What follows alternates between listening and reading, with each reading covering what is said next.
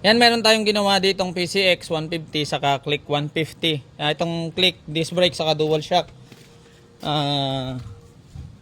Yung shock dala ni sir pang NMAX na version 1, ayan yung standard size. Tapos yung disc brake conversion natin, ito yung ball type, pero nakasentro yan kasi wine-weldingan natin yung mags para malagyan natin ng sentruhan yung mags. Yung swing arm, stock na swing arm yung gamit natin dyan, ayan o, na naka-welding.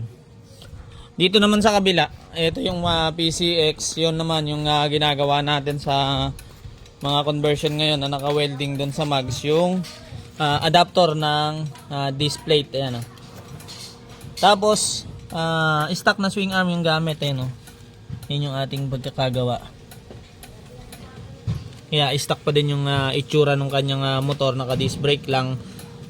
Yun nga lang, sayang yung kanyang naka-carbon na mags kasi wineldingan natin at sabi naman ipaparepaint daw ulit ito kasi puro tama na rin yung kanyang mga gilid-gilid ng mags. Ayan.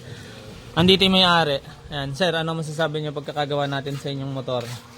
Ano po, sa motor ko ay sulit na sulit kasi dati naka-drum brake siya kaya nag-decide ako na lagyan ng disc brake para mas maganda yung brake niya.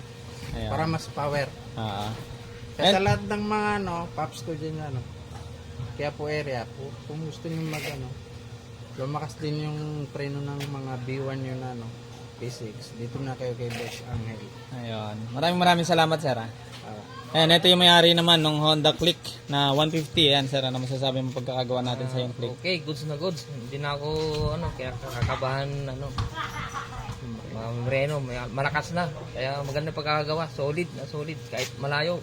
Ayun. Saka lifetime warranty yung gawa natin dito sa mga idol sa mga motor nila. At sa mga conversion natin, basta conversion, lifetime warranty naman tayo dyan kasi lahat naman ng bagay, sabi ko nga sa inyo, nasisira naman yan pagka tumagal. Pag nasira nyo yan or sa katagalan, dalhin nyo lang dito, libre na yung gawa nyan. Yun.